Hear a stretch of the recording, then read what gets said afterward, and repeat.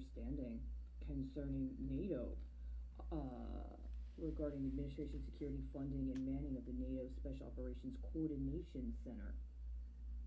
It also says that there was a North Atlantic Council approval on September 24th, 2009.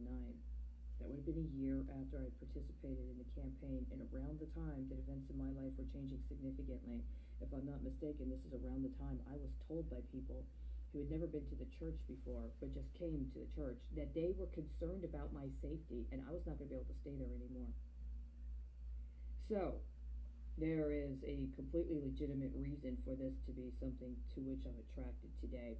I'm reading it as the Attorney General of Texas with an understanding I have already acknowledged and declared publicly that I understand that the alleged government of Texas has been infiltrated by saboteurs and seditionists, and that Texas is actually occupied by those operating in the interest of foreign actors that they refuse to identify or formally affiliate with, and in a manner that intended to undermine the federal government. That was from May 28th of 2021. I had come across it before I was aware of public information discussing matters that were ongoing in Europe at the time. I understood there was a real and present danger here in Texas. I have a variety of voice files that I keep offline. I've occasionally put a couple of them on video. Why do I mention this? Well, for one thing, there's the specific reference points, but then there's also the understanding that within recent days, over the past weekend and up until now, last week, at the end of last week, it came to my attention that a very significant transaction was taking place. I understood it to potentially have international security implications. I did what I could with an understanding that it was going to be held until Monday. We're now in a very precarious zone wherein factors based upon the events over the weekend compelled a demonstration of a form of executive leadership concerning the gravity and the profundity of the matter. So that hold was not released on Monday. It's still pending. In the course of that, there have been events that have happened that are presumably supposed to be demonstrative of the Republican representation of the people of the United States, but they're completely reprehensible. And even if they are part of comprehensive processes that have been ongoing for a substantial amount of time, including during subsequent presidential administrations that have compounded, that we've reached a critical point where there has to be a literal, decisive action taken to address this profound implication. I have another voice file that is about 20 minutes. I'm not going to play it at this time. On May 28, 2021, I presented what I understood would have been an initial response, a extemporaneous response to an understanding that there was a threat of a land invasion against the United States, including a land invasion that would be originating south of the U.S.-Mexico border. I still have that recording. I'm going to maintain that recording. So far as I remember, I still stand by everything I said. I am very concerned that right now that is exactly what's happening. I understand that based upon what happened yesterday connected to actions by a person identifying themselves the governor of Texas, that functionally speaking, there are those operating in the state of Texas as if we are under the command authority, or rather operating under the constitutional system of Mexico. I believe this past weekend, in connection with what the alleged vice president was doing, there was some transfer of assets that are attempting to operationalize a kind of transition that has attempted to encode processes that were previously accepted out of an already ongoing act of sedition into a subsumation of a process of putting them under the effective authority of that which is associated with or through the current Mexican Constitution. There have been constitutional changes in Mexico I have another analysis that I provided several months ago that are completely unconscionable. I believe that they intentionally attempted to misrepresent that they had changed the Constitution of Mexico, comparable to the time frames they were changing the Constitution of Texas as well as the Constitution of Florida, to implement intentionally unconstitutional schemes with the intent of engaging in some form of social and perhaps even genetic engineering, with the anticipation that they would be able to strong arm their way into controlling bandwidth, including through alleged 5G and COVID 19, as a way to effectuate what they're doing now.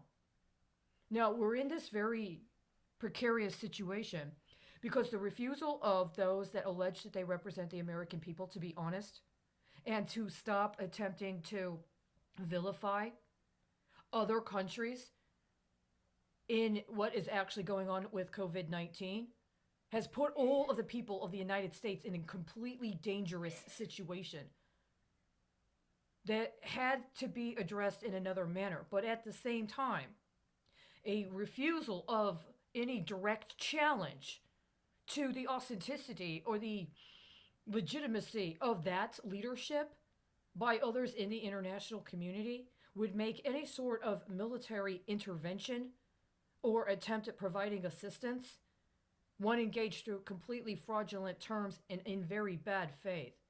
It behooved people to find a way to communicate the profundity of the situation.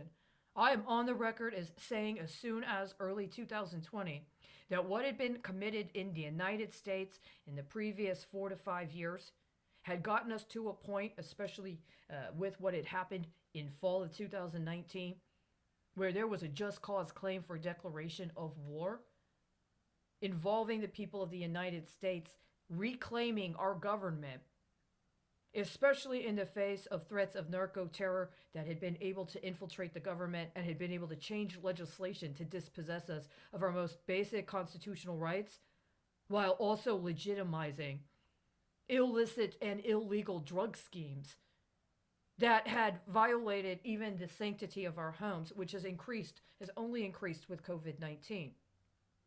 So we're in a very dangerous situation at this time. And I know that, and I acknowledge that.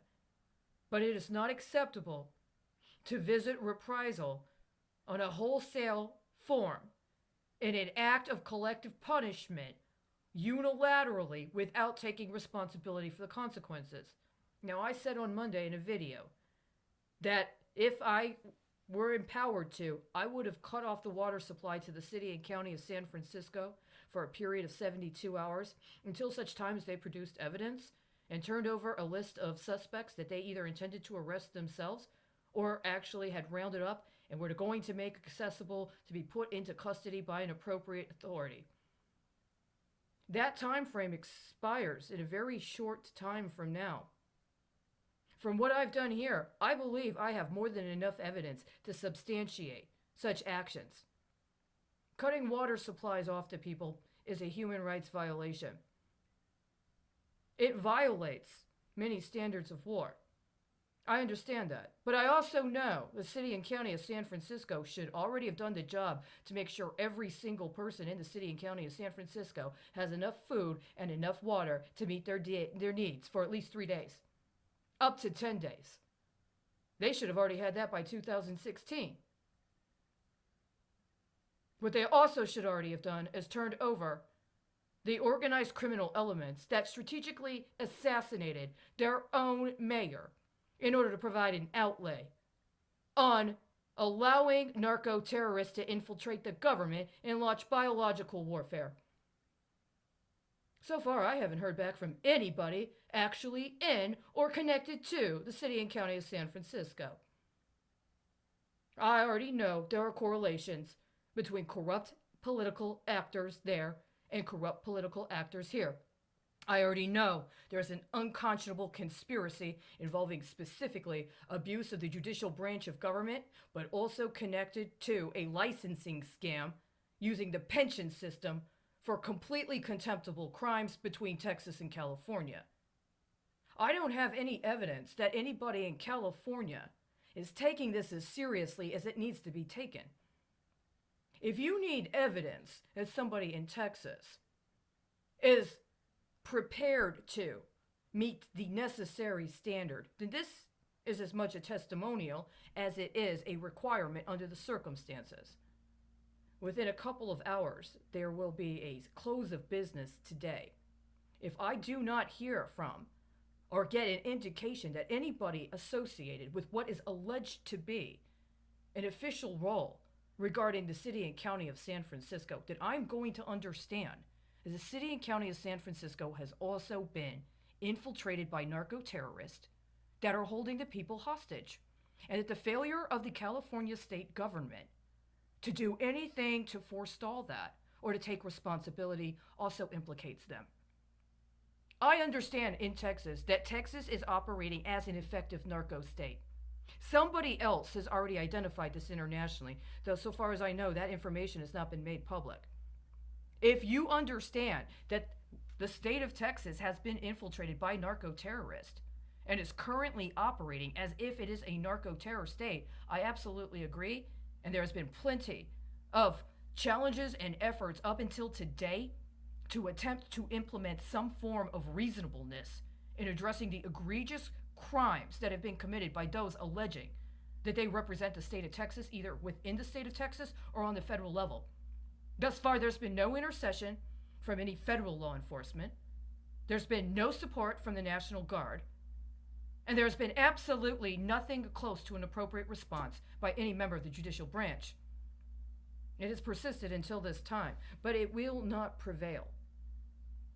It would have been better suited at this time for people in these areas that are primarily affected, so far as I know, by this particular nexus within California and Texas to have come together in order for us to actually take back our government so that it is not allowed to be leveraged in a very massive point of potential exploitation by a foreign invader.